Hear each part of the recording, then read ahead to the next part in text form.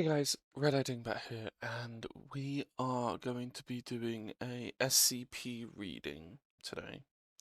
And we are going to be starting with SCP-026, After School Retention. Okay. So, Object Class, Euclid, Special Containment Procedures. SCP-026 is to remain securely locked and boarded up at all times when there is no research ongoing.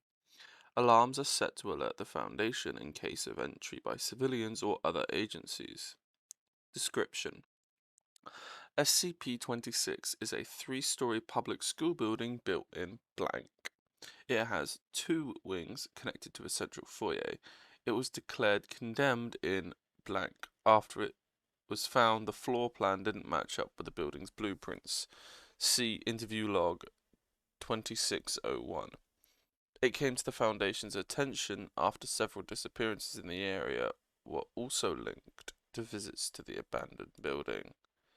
So, we're only about a minute in, and we've already got an interview log. Let's look at it, I think. So, this is interview log 26-1. Interview with blank, former principal at SCP-026. Agent: Thank you for your time, Mr. Blank. Not at all. If there's one thing I have plenty of... Sorry about that.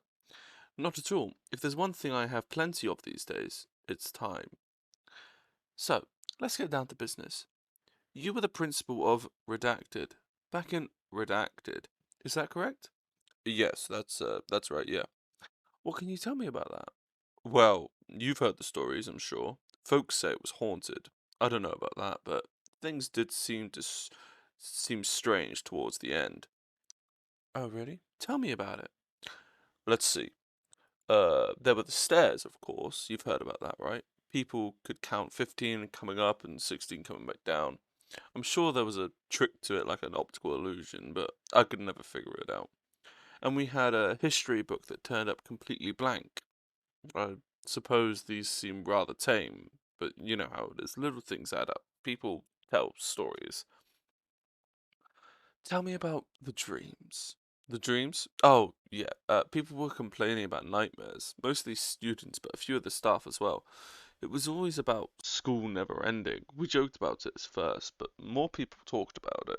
I didn't put much credence into it, but well, when we found the blueprints didn't match up with the school, it seemed easier just to move to a new building. The schoolhouse was old anyway, and we wanted a fresh start, and just like that, things seemed to settle back to normal. I see. Is there anything else you'd like to add? Hmm.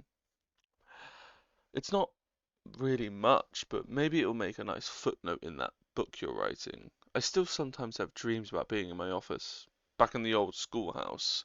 Sometimes I'm doing paperwork, sometimes I'm talking to someone, but it's always back behind the desk, just like old times, really.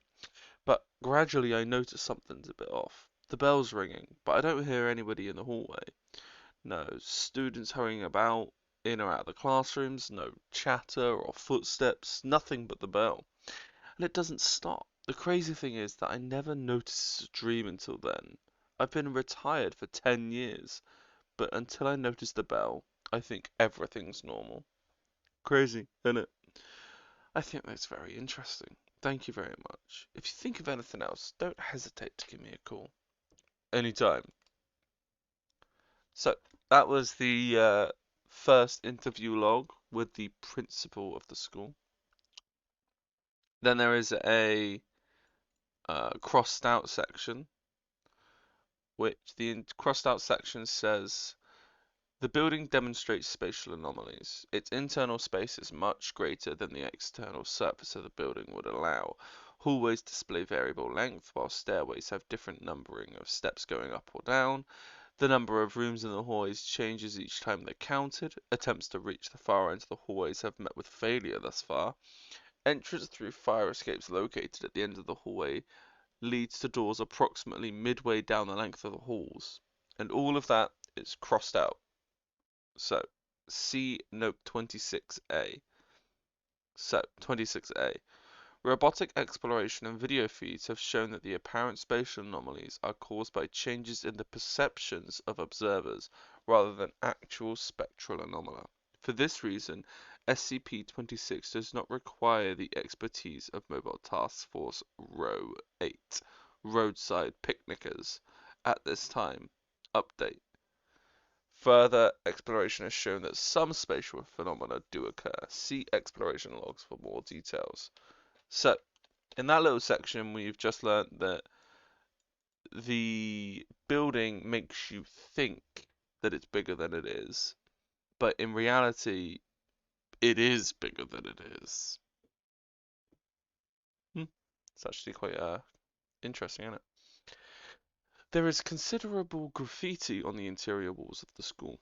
Most appears typical, including gang signs, names, street art. However, the graffiti fades and reappears, changing location. Writing on chalkboards and bulletin boards changes in a similar fashion. Subjects typically found range from standard school subjects, mathematics, literature, biology, to more esoteric subjects such as quantum entanglement, blank, and eugenics. One researcher reported one board detailing information about SCP blank, but photographic evidence showed only a blank slate. See Note 26B. The phrase "the children used to sing" has appeared multiple times in various places throughout the building, but there is currently no explanation to its significance.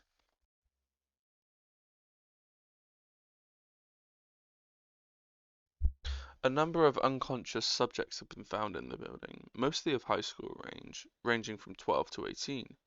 They are dressed in accordance with the school dress code, circa blank. Several have been identified as former students or faculty of the school who disappeared after the school was shut down, in at least one case more than 10 years after the closure.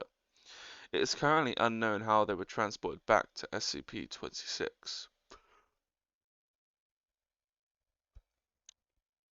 See Note 26C. So, let's go back down to the notes. So, Note 26B.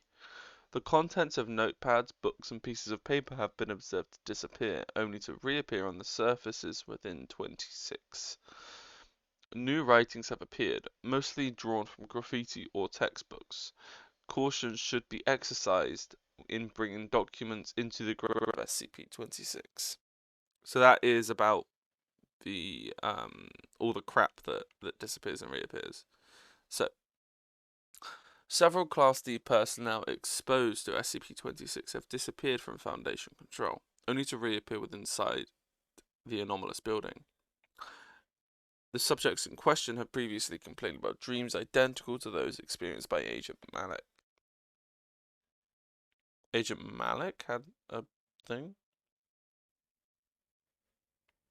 Okay, that's okay. Oh, okay, so this is okay, it doesn't matter. So, let's go on to the interview log 2608. So, Doctor, please have a seat. Agent Walker, thank you.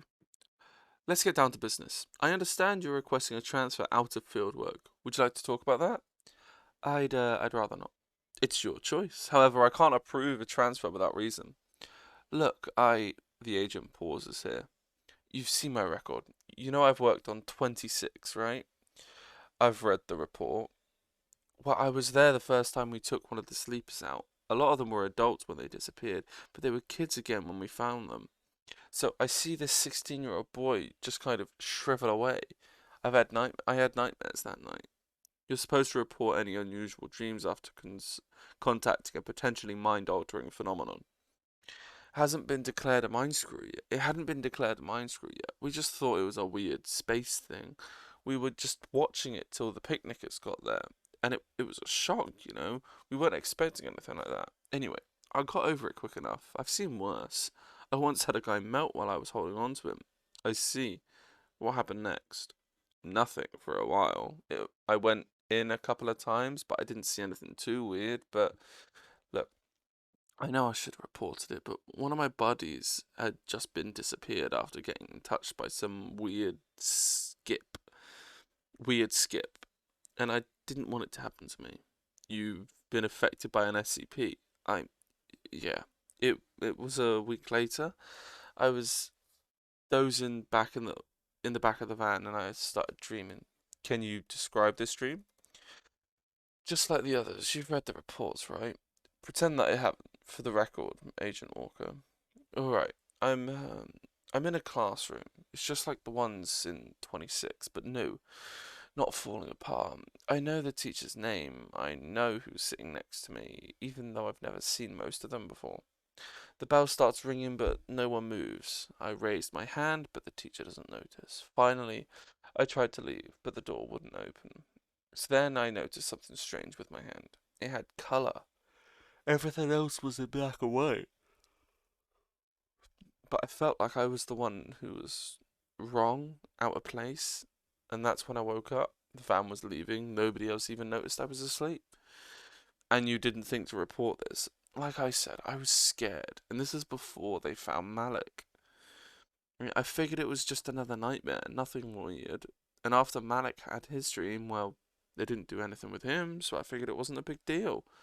He was put on observation. You should have been as well, for your own safety and for the safety of others. You paper pushers think it's all so easy, don't you? Sitting behind a desk all day, you don't know what it's like. Well, things aren't so clear out there. Not when you're the one hunting talking cats in a sewer, or waiting to see if you're the one who's not going to come back this time. Agent Walker was visibly distressed, and it was several minutes before she calmed down enough to continue the interview. Anyway, it wasn't until later that we connected the dreams with the sleepers. Not until they found those Class Ds on the second floor. Still, I thought I might be okay. I wasn't actually inside of 26 when I dreamed. I wasn't sure until the dream started. You're having reoccurrences. Yeah, they started 6 months ago. It's the same dream, but each time it takes me a little longer to notice it isn't real. And when I look at my hands, they're a little more grey. End interview 2631. Note. Agent Walker has since been given a Class A amnestic and returned to fieldwork. Oh. So, uh, all attempts to wake the subjects whilst inside of the building have failed. On being removed from the grounds of SCP-26, the subjects awake abruptly. They experience a period of confusion before dying from extremely rapid dehydration, followed by advanced decomposition. No useful intelligence has been recovered from the subjects to date. The inability to wake subjects extend to those who fall asleep on the grounds of SCP-26, although the rapid dehydration only seems to affect those who have been found on the grounds of the school. See Incident Report 2612. During a routine security check of SCP-26, Agent Malik was found unconscious by his partner, Agent Jones, in the main foyer. Initial attempts to rousing Agent Malik were ineffective, so he was moved for transportation to Site Blank. Upon leaving the grounds of SCP-26, he awoke abruptly in a state of agitation. When questioned, he revealed that he had been dreaming of a classroom setting. This dream has been consistent throughout all subjects who have fallen asleep within the grounds of SCP-26. So that was SCP-26. After school retention. It seems like a dream, doesn't it? Like, you know those old school dreams where you look down and you're naked and all of that stuff? It seems like it's got that sort of vibe to it. And it does, obviously, you know. It does go with dream logic, where things are longer than they appear, but then suddenly you're at the end of it anyway. Doors opening to different places, you know. Um, Things feeling weird even when they're not, and things feeling fine when they're weird, that sort of thing. Nothing apart from nearer the end, where I think in my personal opinion, I think they were just trying to go for some, oh, we need a little bit of horror here because it's just been a bit weird, you know. But yeah. So now we are going on to the Vermin God. SCP-27, Vermin God. The host of SCP-27, currently Subject 27-2, is to be kept in a 5 by 5 meter containment cell with a grated raised floor connected to a strong vacuum system. All creatures removed from subject's containment cell are to be incinerated, except for a small portion to be diverted for analysis and necropsy. The cell is to be cleaned and inspected for its structural damage daily. Subject 27-2 must be monitored by at least 2 personnel at all times. Any unusual behavior or vital signs on the part of the subject, or the appearance of any unusual species in the subject's vicinity must immediately be reported to Level 4 personnel.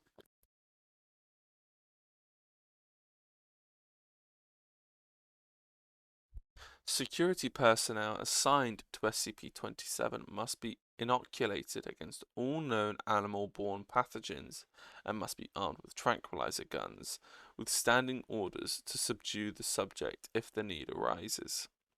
Until SCP-27 is better understood, no personnel of Level 4 clearance or higher should approach within 200 meters of the subjects. Description: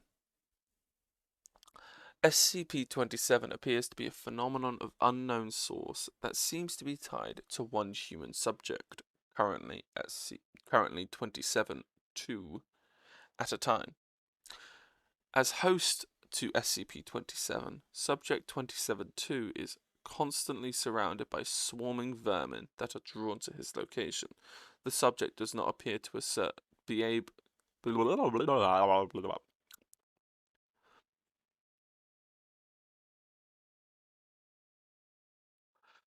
The subject does not appear able to assert control over these creatures in any way, and is in fact prone to occasional attacks from feral specimens. These creatures have also been known to attack personnel who approach too closely. Wherever the subject goes, an initial swarm of flying insects, such as gnats and flies, will start to form a cloud around him, usually within 2 to 3 minutes. Shortly thereafter, crawling animals, including lice, cockroaches, worms, spiders, data expunged, mice, and rats, will begin to appear. The longer the subject remains in a location, the more vermin will gather there. When the subject leaves the location, some of these creatures will follow, but most will disperse.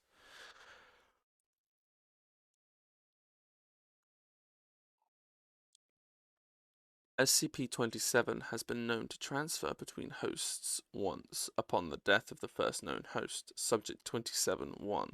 See Appendix 1 for more information. Since SCP-27 could likely repeat this feat upon the death of Subject 27-2, all high-value personnel should be kept far away from the host until more about 27 is understood. SCP-27 is also likely transferred between hosts an unknown number of times before containment. Research into potential previous hosts has commenced, but with preliminary evidence suggesting that SCP-27 may have existed for at least blank years. It is not yet known how SCP-27 chooses or attracts animals, or even what SCP-27 exactly is. The previous host never expressed having any sort of communication with separate conscious entity. Analysis of the current host has been inconclusive at best. Appendix 1. Timeline of significant events. Right. So, they go by month, day, year. So, it is blank the 4th, 1990 blank. Subject 2701 is discovered in an abandoned warehouse outside blank blank that had been completely overrun by rats, cockroaches, and other vermin. It is contained and is contained. Okay, let me restart that entire thing again. Okay.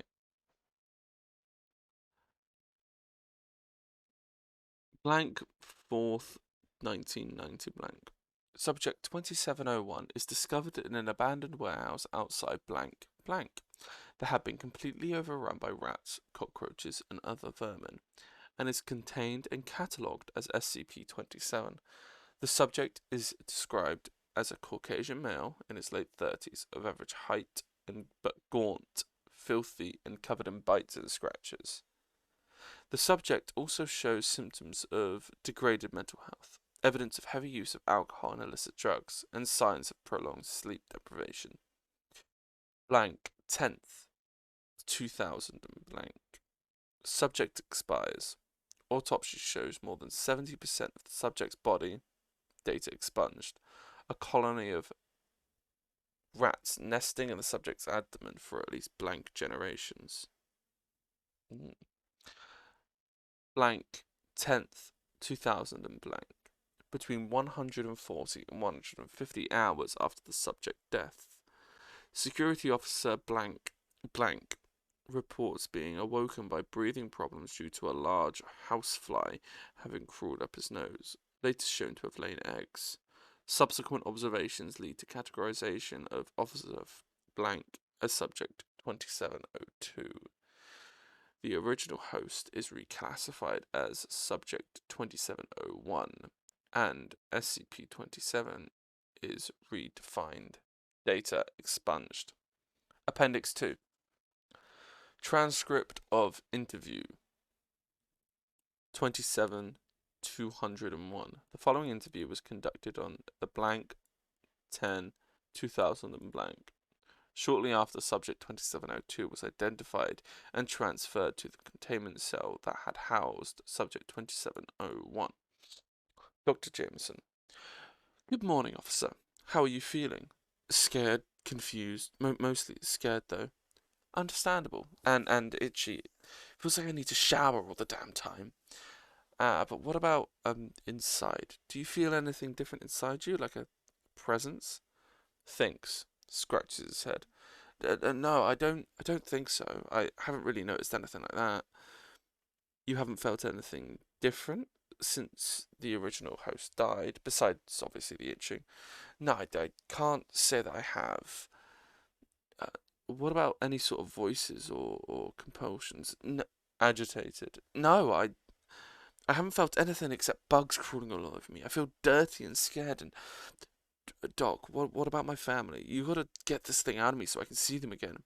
Of course, we're going to do everything we can to get 27 out of you. God, I'm so sorry.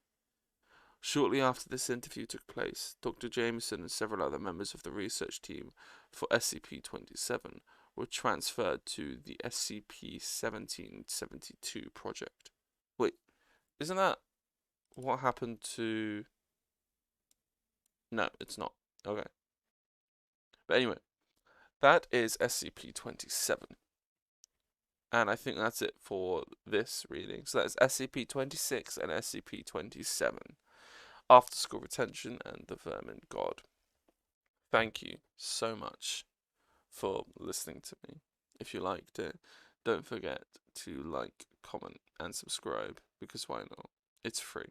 But anyway, I'll see you guys in the next episode. And until then, bye.